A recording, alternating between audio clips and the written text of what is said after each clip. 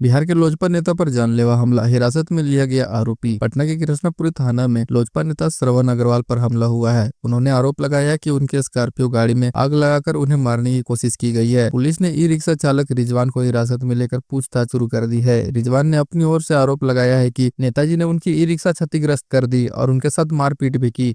Police मामले की आगे जांच कर रही है।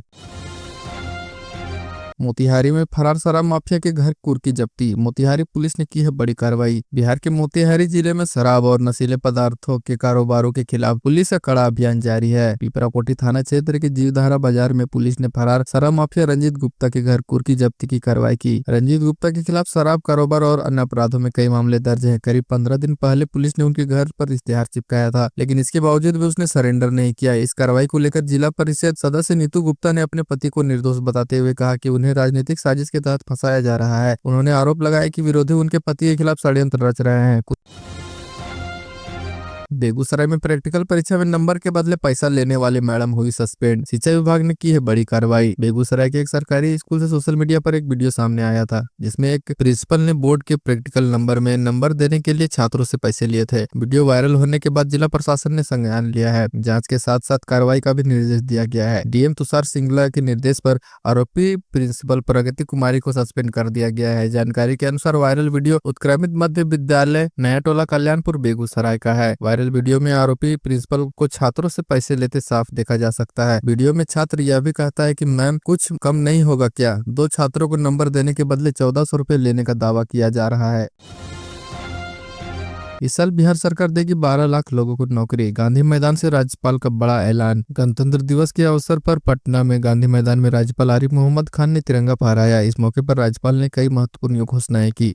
उन्होंने कहा कि इस साल सरकार द्वारा 12 लाख लोगों को सरकारी नौकरी देगी और 34 लाख लोगों को रोजगार के अवसर प्रदान करेगी। राज्यपाल ने बिहार सरकार की उपलब्धियों को भी गिनाया, जिनमें बीते सालों में 9 लाख लोगों को नौकरियां देना, शिक्षा, महिला सशक्तिकरण के क्षेत्र में काम करना शामिल है। इस अवसर पर आईपीएस भानु प्रताप सिंह ने राज्यपाल को परेड की सलामी दी। इसके बाद 20 कंपनियों की परेड निकाली गई।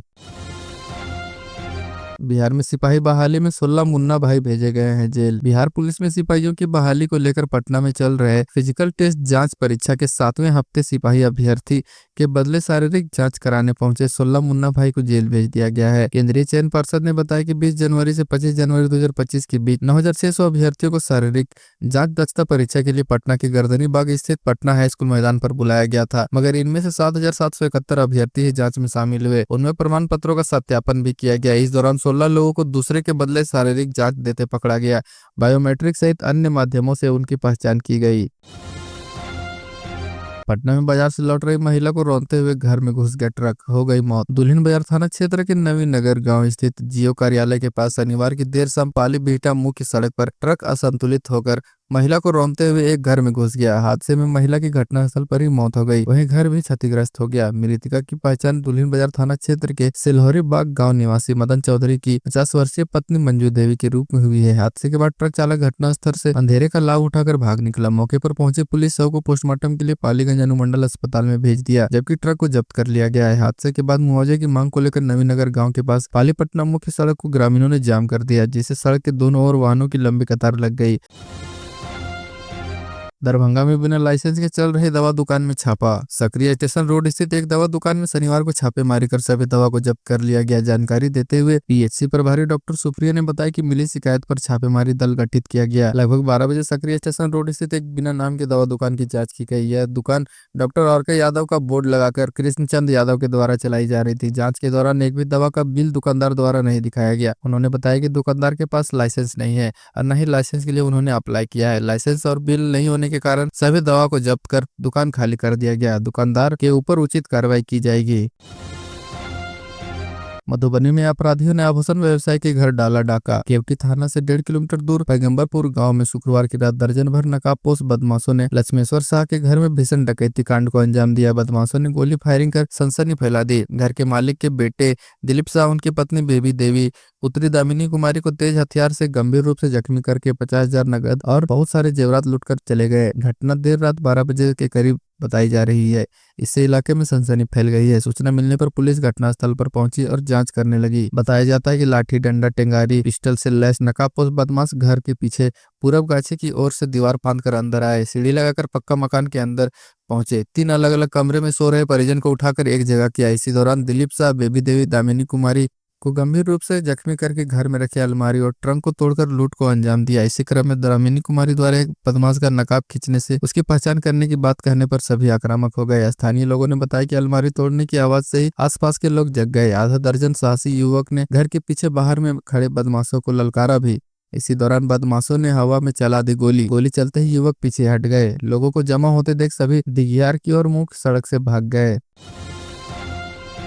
मधुबनी में बाइक से मोबाइल झपटने वाले 2 बदमाश धराए। झंझारपुर नेशनल हाईवे सहित अन्य मुख्य सड़कों पर झपट्टा मारकर मोबाइल लेकर भागने वाले 2 बदमाश को अररिया संग्राम पुलिस ने पकड़ा। अपर थानाध्यक्ष मनोज कुमार सेंगर के साथ गश्ती दल की टीम को यह सफलता मिली है। दोनों बदमाश के पास से 9 मोबाइल जब्त हुआ। सभी मोबाइल दोनों बदमाशों ने शुक्रवार को दरभंगा से लेकर नेशनल हाईवे 27 पर फुलपरास थाना क्षेत्र के खोपा के समीप विभिन्न लोगों से झपट लिया था। एसडीपीओ ने कहा कि मोबाइल झपट्टा मार गिरोह से परेशान होकर इंस्पेक्टर बी के ब्रिजेश ने नेतृत्व में तीनों थाना को मिलाकर एक टीम बनाई गई थी। उन्होंने कहा कि बनरझूला के पंकज कुमार यादव का मोबाइल पिपरौलिया के पास से छीना गया था। तत्काल पुलिस को सूचना दी गई। अपर थानाध्यक्ष मनोज कुमार और अन्य लोग मिलकर रेसर बाइक का पीछा कर चिरकुट्टा के समीप उसे दबोच लिया। बाइक सवार के साथ पुलिस अधिकारी नेशनल हाईवे के नीचे चले गए। इस घटना में अपर थानाध्यक्ष मनोज कुमार घायल भी हुए हैं। बावजूद दोनों को उन्होंने नहीं छोड़ा। धराए दोनों अपराधी खुटौना थाना क्षेत्र के हैं।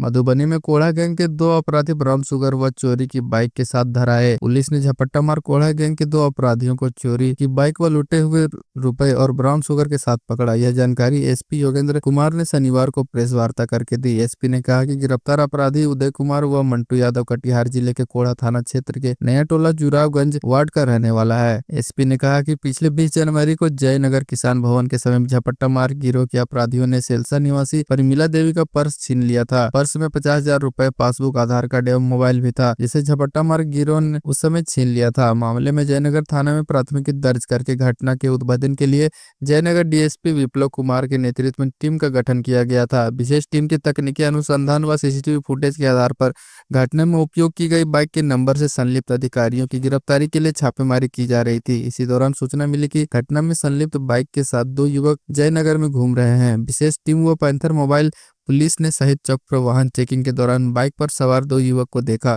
पुलिस को देखकर दोनों भागने लगे। पुलिस ने खदेड़कर दोनों युवक को पकड़ लिया। तलाशी लेने पर दोनों युवक के पास से 3 मोबाइल, 21,500 रुपए नगद, 20 ग्राम ब्राउन शुगर, पर्स व चोरी की बाइक बरामद हुई है।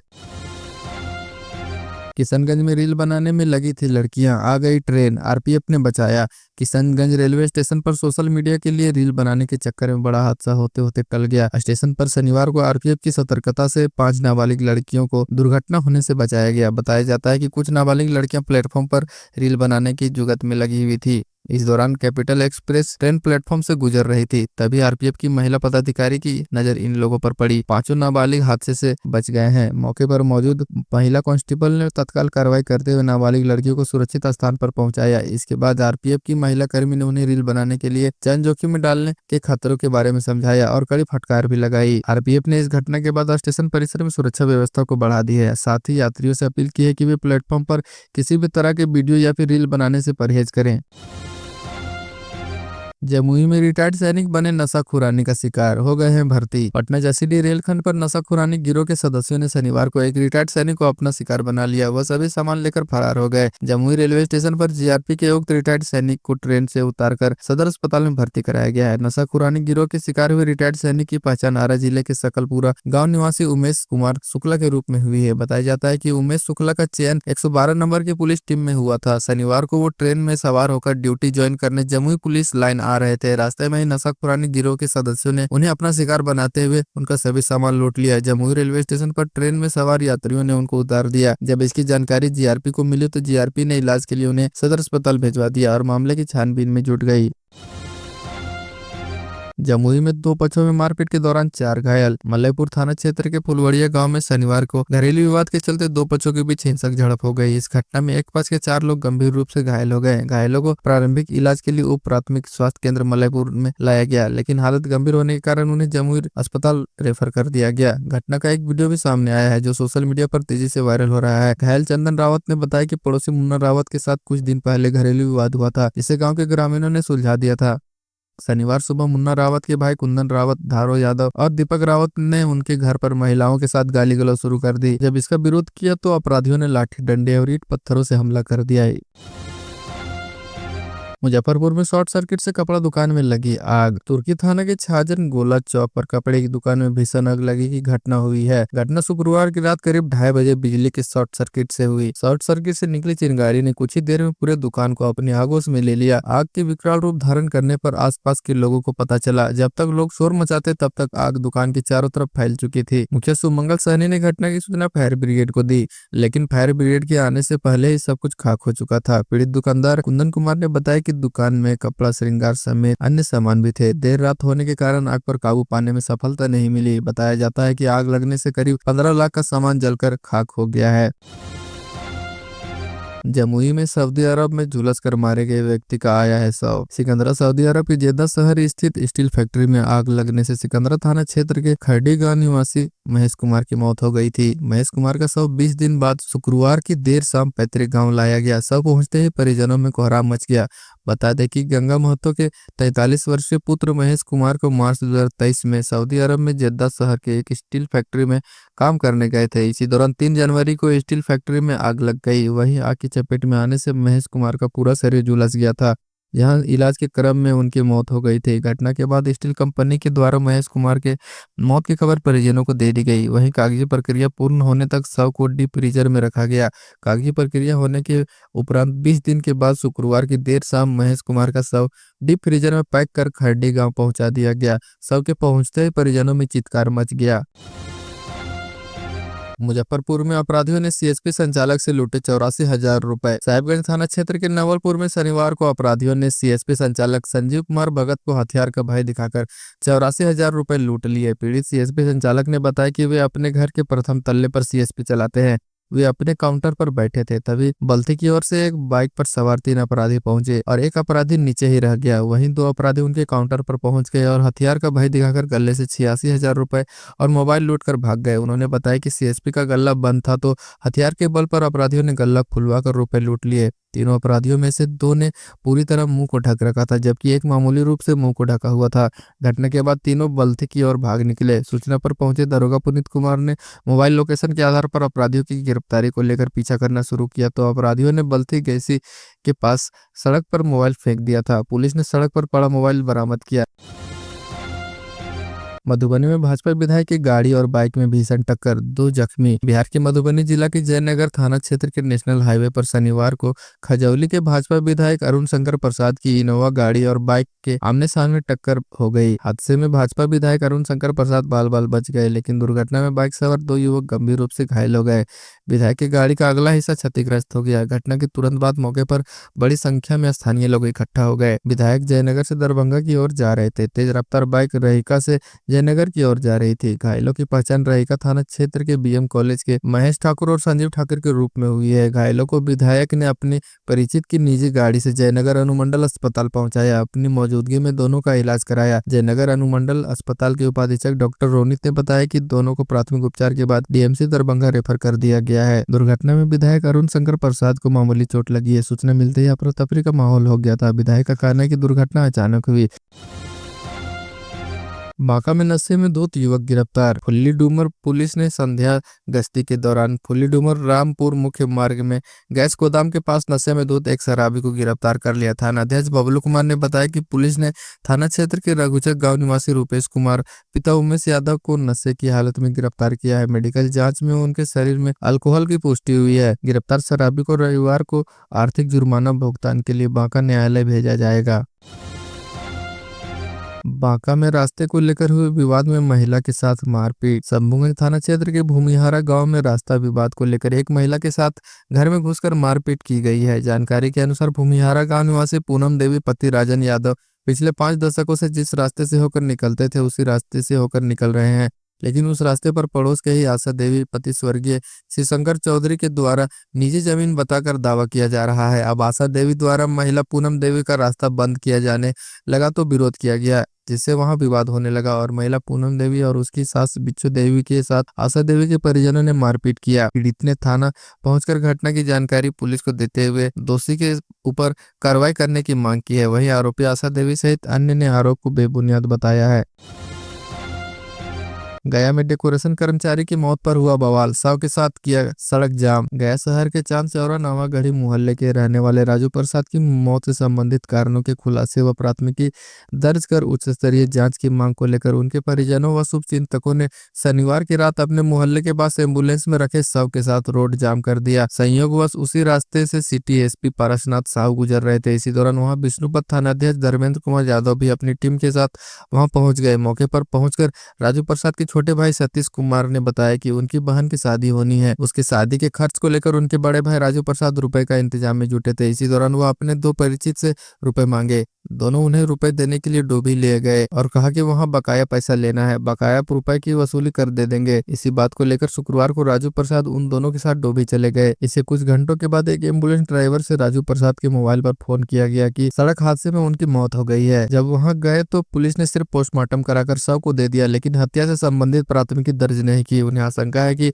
उनके भाई को वहां ले जाकर हत्या कर दी गई है।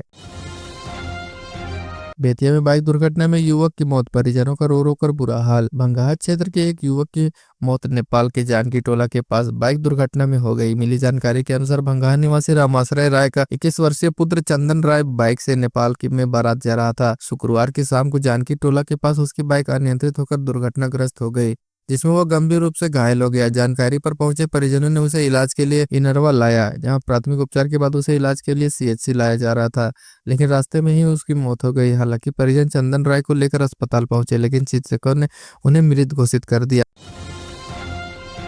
बांका में नाबालिग रेप कांड का आरोपित गिरफ्तार। आनंदपुर थाना क्षेत्र के आकाकुरा जंगल में गत 21 जनवरी मंगलवार को दिन दहाड़े 15 वर्षीय नाबालिग लड़की के साथ हुए रेप कांड का पुलिस ने उद्भेदन कर लिया है। दिन के उजाले में ही सुनसान जंगल में नाबालिग को अपनी हवस का शिकार बनाकर उसकी आबरू को तार तार करने वाले आरोपित युवक को पुलिस ने पकड़ लिया है। आरोपी के पास से पीड़िता से छिना हुआ मोबाइल भी बरामद हुआ है।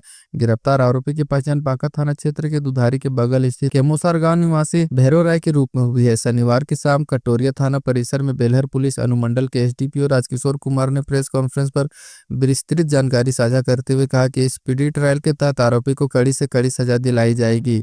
बता दें कि कटोरिया थाना क्षेत्र के एक गांव की नाबालिग लड़की बाजार से साइकिल द्वारा अपने गांव लौट रही थी। दिन के करीब 11 बजे वह जैसे ही आकाकुरा जंगल के गुजर रही थी, तभी बेर के पेड़ की आड़ में पहले से बैठे युवक ने उसे दबोच लिया और उन्होंने कृत्य को अंजाम दिया। पीड़िता का मोबाइल व 800 रुपए नकदी भी छीनकर आरोपी फरार हो गया। इस मामले में पीड़िता की मां ने उसके बयान पर आनंदपुरा थाना में केस दर्ज किया था। उसके बाद खोजबीन के दौरान आरोपी युवक को उसके घर से ही गिरफ्तार किया गया। उसके पास से पीड़िता का मोबाइल छीना हुआ बरामद हो गया है। कैमूर में जीजा ने साले को गोली मारकर की है हत्या। बहुआ थाना क्षेत्र के कुड़ासन गांव में शनिवार की दोपहर अवैध संबंध के शक में पत्नी को गोली मारकर हत्या करने आए जीजा ने झगड़े के दौरान बीच में आने पर साले की ही गोली मारकर हत्या कर दी। इसके बाद वह अपनी पत्नी को मारता। इससे पहले स्थानीय ग्रामीण व उसके ससुराल वालों ने उसे हथियार के साथ पकड़कर पुलिस को सौंप दिया। मृत युवक कुड़ासन गाँव निवासी बलराम तिवारी का 22 वर्षीय बेटा प्रद्युमन तिवारी उर्फ गोलू बताया जाता है। साथ ही उसके पास से पुलिस ने घटना में प्रयुक्त कट्टा बरामद कर लिया। साले को गोली मारने में धरा है जीजा सोनान थाना क्षेत्र के सेमरा गांव निवासी लल्लन मिश्र का बेटा उपेंद्र मिश्रा है। घटना के संबंध में मृतक के छोटे भाई ने बताया कि उसकी बहन का बहनोई से विवाद चल रहा था, जिसके कारण उसकी बहन कुछ दिनों से मायके कुड़ासन आकर रह रही थी। इसी बात को लेकर उसने बहनोई उपेंद्र मिश्रा अक्सर गांव पर आकर उसकी बहन और उन लोगों के साथ गाली गलौज करते रहते थे। शनिवार को भी वह उसके गांव आए और आते ही गाली गलौज करने लगे। इस पर एक बार उन्हें समझाकर हटा दिया गया, लेकिन हटाने से थोड़ी देर बाद पुनः उसके बहनोई आकर गाली गलौज करने लगे।